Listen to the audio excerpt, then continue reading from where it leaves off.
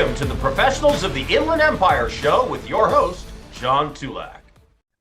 Hello, everyone, and welcome to the third podcast of Professionals of the Inland Empire. I'm John Tulac, an international business attorney in Claremont. I'm your host, and I have the privilege of interviewing really smart, interesting, professional people in the Inland Empire, people I've come to know, like, trust, and refer business to, people I admire. And today we have two fabulous guests, Norris and Jonathan Stoneking. They are both financial advisors. And I'm going to let each one of them do a little self-introduction and give a little bit of their backstory because they both have really good backstories. And you may be wondering, if you didn't see or hear the first two episodes, why am I doing this? I'm doing this for a couple of reasons. One is to call attention to the really tremendous amount of professional talent we have in the Inland Empire. And the second reason is that professional talent will help your local business in the Inland Empire grow, develop, thrive, build, and in doing so, that contributes to the economic health and well-being of the entire region. And I'm committed to seeing the Inland Empire develop its economy in stronger, better ways. And it takes a lot of people to be able to do that, not just the manufacturers, not just the distributors, not just the logistics people, but the professionals that service all of you in doing your business. So settle in for the next half hour, help yourself to a slice of pie, because here we go. And let's start with you. Tell us about yourself and your company and the backstory. Love to, John. Thank you so much for inviting me here today. I'm Norris. I'm partner at Dolores Capital Management. And my journey, I think, is unique for most financial advisors. I started in the banking industry and served 25 years as a full-time banker in various management positions. I had the opportunity to leave and go to a title company and run one of their divisions that was losing $1 million a year and turn it around to make $1 million a year. It wasn't that difficult. I took over from a salesperson and I was an operational person, so was able to find a niche market while I was there. I left, started my own business, and provided title reports to various mortgage companies such as Bank of America, Washington Mutual at the time, Norwest, and turned that into a very profitable, marketable company and ended up strategically planning to get rid of it in 5 years or to sell it in 5 years. We actually sold it in 3 years. And we sold it to a Fortune 500 company. It was a great little company. We started out with 6 employees, ended up with 125 employees, keying offshore, and it became a technology company. And like I said, a Fortune 500 company bought us. So I understood how to run a company. I understand all the trials and tribulations in selling a company and what you need to do. And after I sold the company, I worked for 2 years and then retired. I found out that retirement was not my best avenue of doing anything. I became bored. And at one of the meetings that we had with our financial advisors who helped sell our business and helped us guide along the way, we were sitting at the dining room table and they said, "Ann, what are you doing? What are you up to?" And my husband, unbeknownst to me, said, "She's looking for a job." So I interviewed with them, went to work for Merrill Lynch and went on their training program. And we left Merrill Lynch in 2012. And I love what I do. I work with business owners. I work with business owners on succession plans. I work with people that are pending retirement because I know what retirement's about. And I just love what I do. I'm very passionate about it. And so we're looking for, those business owners that need some guidance. Super. So you went from banker to entrepreneur, businesswoman to financial advisor with a brief pause as being a retiree. That's the way to put it. That's the QuickBooks version. Thanks so much, John. We're good at summarizing some of the time anyhow. Jonathan, tell us about yourself. What's your story? Thanks, John. I started getting into this career. I was 28 years old when I got into the career. I'm now 32, so still very young in my career. But I originally got into this industry because I was kind of lost in my young life, I guess. The whole thing that kind of led me down this path is my early 20s, my parents went through a pretty nasty divorce. And through the course of that divorce, my dad essentially left my mom for another woman, and it ruined my mother financially, emotionally, kind of every way. And to cope with her loss, she started to gamble. And she developed a really bad gambling addiction that went kind of in secret for about 12 months until it got to the point to where she was going to lose her home, everything she owned. She kind of blew through all the money, cash, and assets that she had. And then she came to me. And I'm an only child, so everything kind of fell on my shoulders, whether I wanted to or not. And she broke down and told me what was going on, kind of told me how in depth the hole was. And she was about $70,000 to $80,000 of credit card in debt and no assets or cash to speak of. So I started to help her pay the bills, pay for the mortgage, pay for the utility bills, pay the car payments, just to kind of keep her afloat. And after doing that for a couple months, I quickly realized that this hole, this $70,000 gorge, was not getting any shallower, at least not significantly. And I was like, there's got to be a better way to do money. And my grandparents are immigrants, so they grew up with, you don't really trust banks, you keep all your cash at home. And what are investments? What's retirements? That was nothing that was spoke about in my family. What's So I under the mattress, right? yeah, exactly. Okay. Yeah. So I started to do my own research, read books, listen to podcasts like this, watch YouTube videos, reach out to people in my community, my family, and just started learning as much as I could. And it took about 3 years, but I got my mom back on her feet, got her in a stable position as far as not having so much debt. You know, it's going to take a couple more years to clear all the debt. And then during that time, I was actually working in the music industry, traveling the world with different artists. I was a manager in that field for some time, but I was miserable. I wanted to get married, start a family, and being home only 8 to 10 days a year, that wasn't going to allow me to live that lifestyle. So in 2018, my mom had a conversation with me, told me, "Hey, you need to go back to school, finish your degree, and become get into finance, be a financial advisor, financial planner." No clue what that meant, but started the journey, got my degree at the end of or beginning of 2020, and then started getting my licenses right when COVID happened. And that kind of forced me to make the change, even if I wasn't 100% ready, because live entertainment stopped and I had nowhere else to go. And yeah, kind of just happened. So that it's very clear from listening to both of you, there's more than one path to becoming a financial advisor. Those paths can be very, very different. And in the one case, you're looking at dealing with people with money and helping them make more and to preserve it. On the other hand, you're trying to protect people who are not very good with money to actually keep it and then grow it. And so kind of the whole range of what financial advisors can do for people. Did I get that right? Yeah. Sure did. You know, it seems to me that sometimes people have a difficult time understanding what a financial advisor does. And clearly there's more than one way to do it, right? You know, so what are the different approaches? And then I want to kind of get into some of those differences.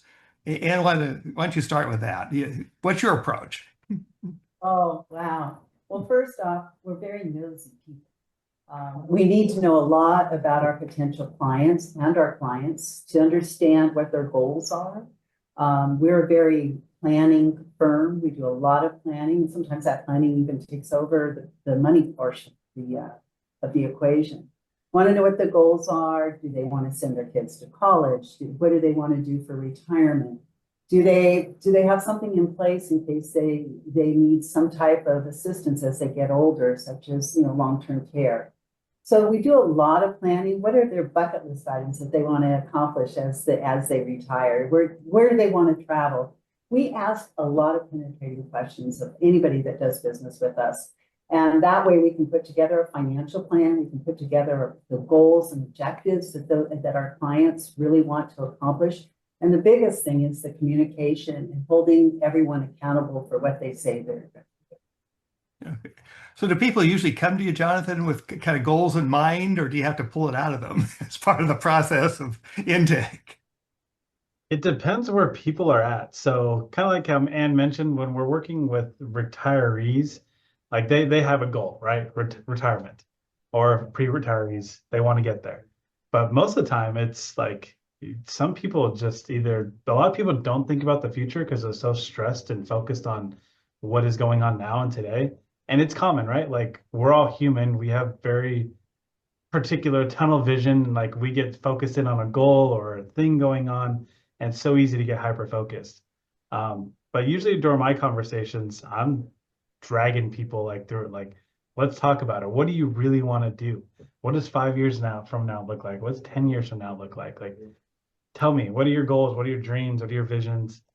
But people typically open up. Okay, so it's important for someone who wants to get the maximum value out of the services of a financial advisor to be open and candid and thorough in terms of what you want. It's because it's really easy to set goals that are broad and general and then unachievable because there's no way of measuring when you've gotten there, right? So do you help with it? Is that part of the process that you both do? Is to refine those goals, kind of mirror back what they're saying until it kind of becomes concrete enough to be actionable? Yeah, exactly. You're nodding yes, so I would take that as a yes. And is that the approach? It's a back and forth process? Yeah, I mean, we want to make sure that whatever they say they want to do, goals, that they're achievable. And if they're not, how do we make them achievable? Is it by not spending as much money? Is it by saving more money? Is it taking advantage of retirement plans? What is it and how can we get there? Okay. Yeah, your microphone's kicking down a little bit, so maybe check on that so we keep you nice and loud so we can all hear on that. So one of the things that kind of intrigued me in inviting the both of you on the show together is generational differences. Whether that's really a factor in terms of what you do and how you do it, or what you have to do with the person who comes to you. It probably makes some considerable difference in the planning if someone comes to you when they're 30 as opposed to when they're 60 and says, I need help. So how do you deal with that? How do you deal with the difference in time on both ends of the scale? Jonathan, I'll start with you on this one. Yeah. So, I mean, obviously, me being in my 30s, it's easier for me to connect with folks that are my age. We've grew up through the same things, the same events throughout history. And a lot of times I hear from like younger folks is, it's not like when my parents or my grandparents, like, they have all these examples like, I didn't grow up with Amazon coming onto the stock market at, a couple bucks and these big giant companies. And I'm like, yeah, it's a different time, but it's still the same opportunities. We just don't know what those opportunities are. Like we can say, oh, we don't have the same opportunities because we know what those opportunities are now. I'm like, but if you have a crystal ball and you can predict the future, you could say the same thing. But as far as connecting with people of different generations, like obviously it's a little easier for me when I'm working with folks my age. When I'm meeting with folks that are like, I have quite a few clients in the demographic of like 75-ish age. At first, it was challenging because they're looking at me like you're some kid, you're 29, 30 years old. What do you actually know about money? So that was a challenge to overcome at first. But honestly, it's just been being honest, being truthful, and doing the best that I can. And a lot of the time that looked like, hey, I don't know what that answer is.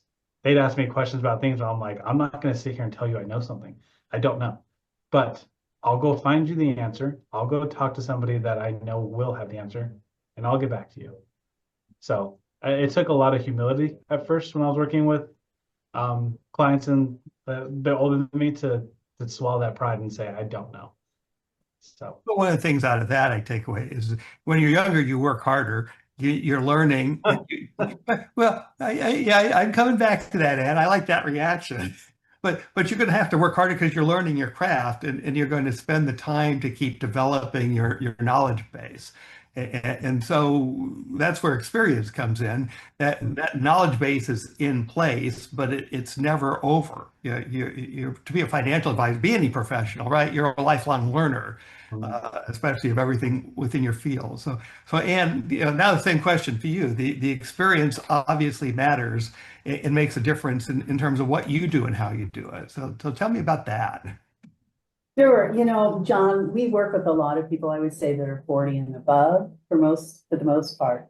But what's exciting is when we get their families involved and we're talking, excuse me, we're talking to a high school student who just took their first job, and we talk to them about retirement. They kind of look like we're crazy, but then we tell them a story about, hey, if you open a Roth IRA with some of the money that you're earning, you could have $1 million by the time you're 75 years old. Now, that they can't think that far in advance, but it does have impact.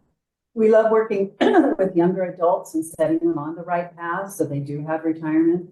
And it's been quite entertaining at times because they just don't understand. And that's our job, is to make them understand and set them up for the future.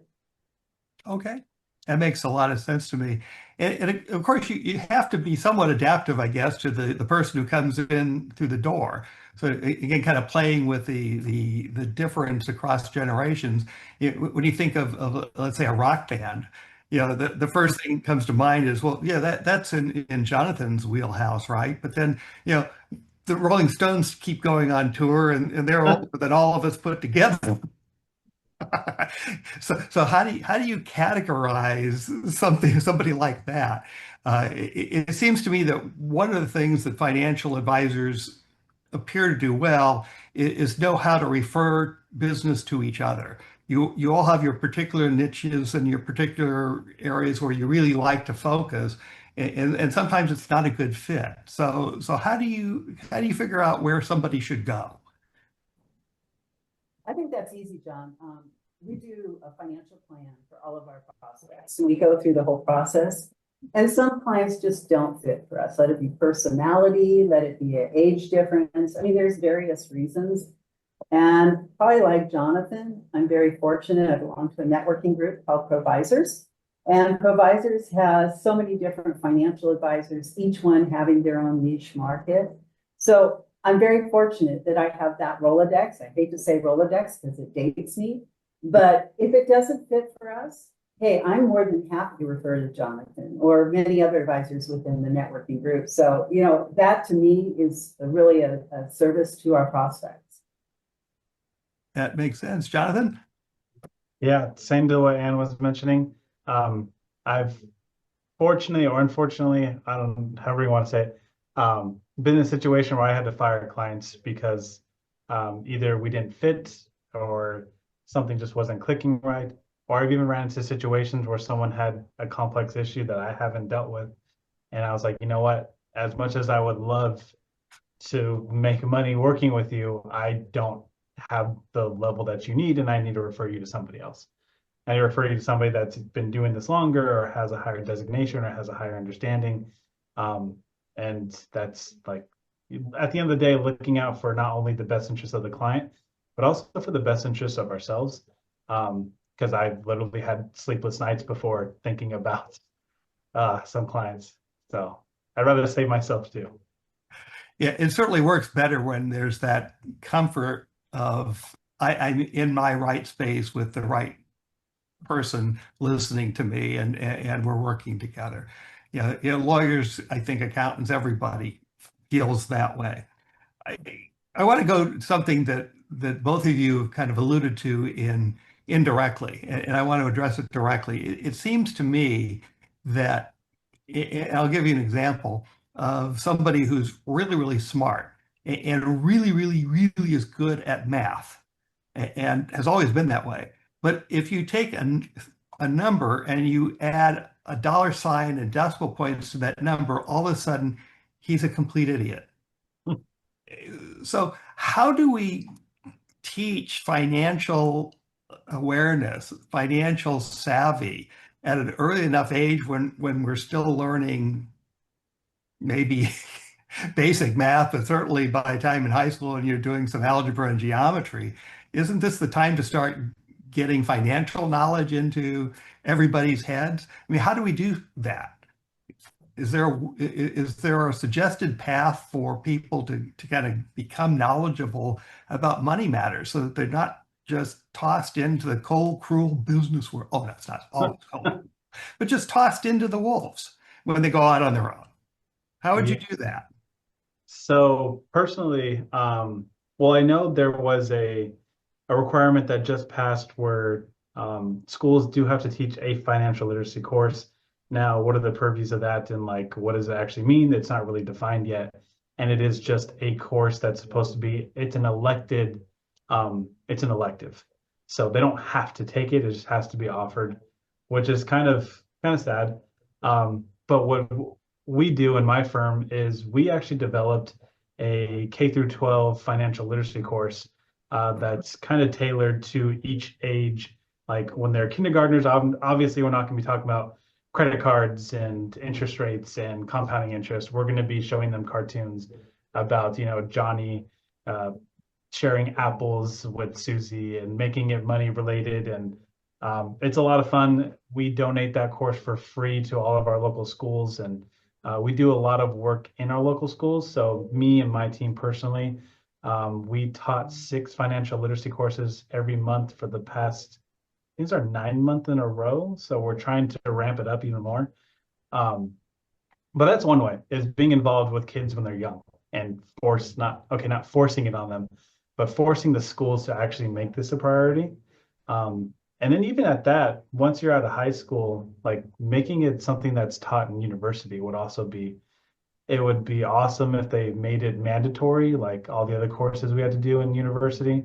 Um, finance, basic financial literacy should be something that's offered. That is very cool. And if you deliver the results with pie charts, you can teach fractions too. I like this idea. So back in the day, and they called it home economics, where you're learning some basics about life. How do we make this a priority so that, maybe we don't get the clients when they're 5 years old, Jonathan, but we get them when they're out and they're making some money on their first jobs, right? How do we do that, Ann?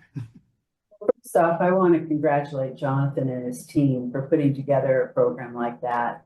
It's sorely needed in our schools. So thank you, Jonathan. I think that's wonderful. From our perspective, we try to talk to our clients' children. And we're talking usually when they're in high school or later. We also, upon graduation, send them a book about financial literacy.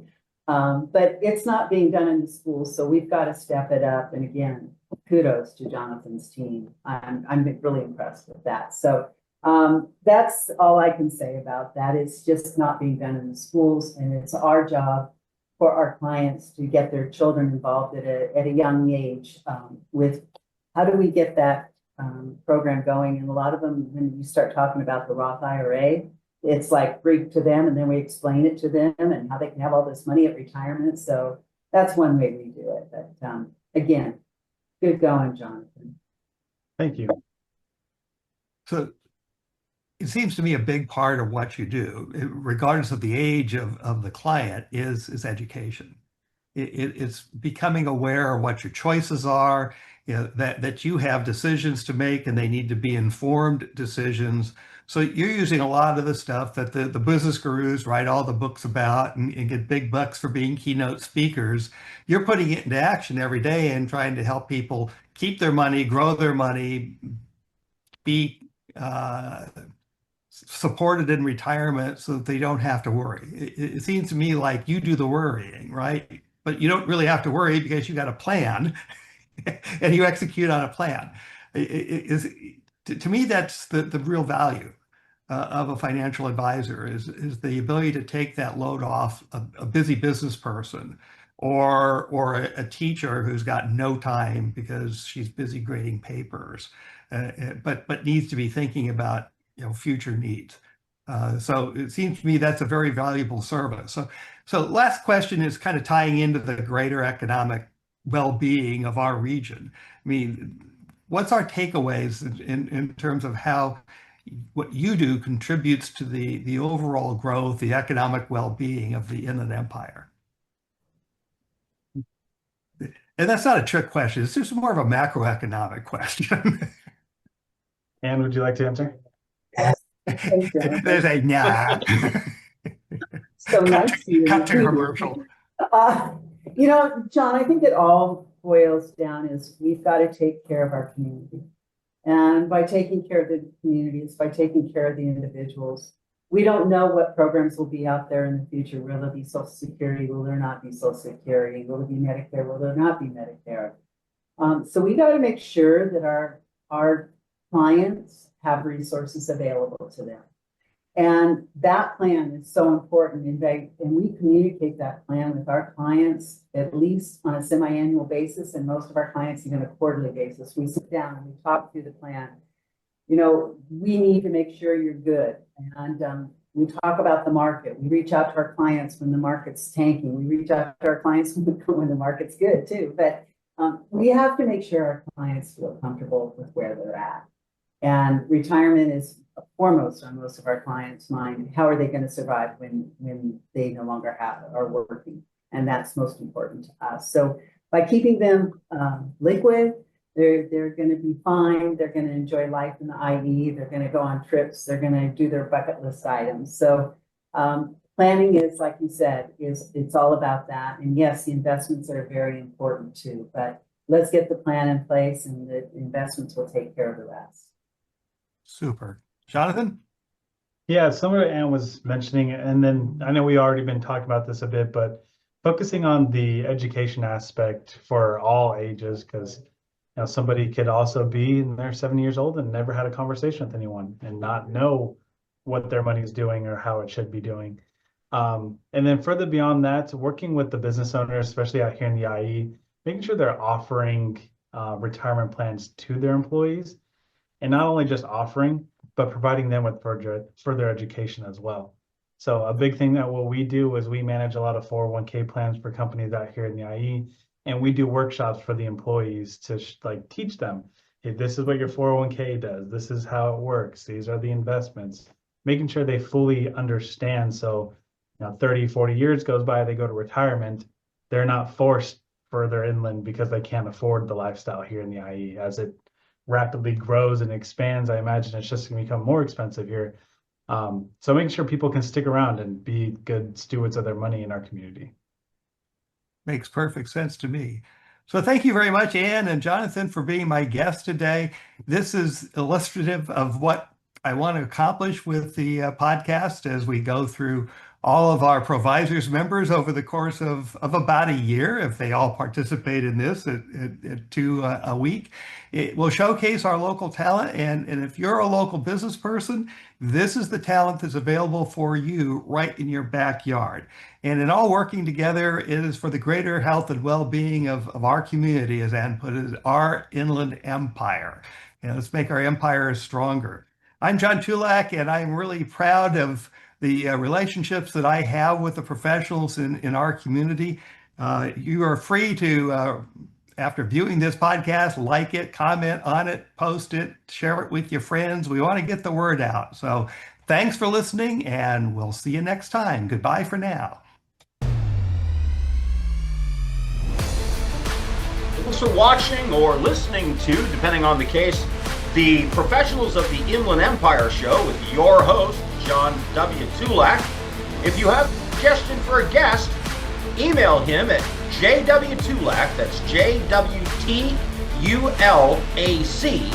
@gmail.com. jwtulac @gmail.com.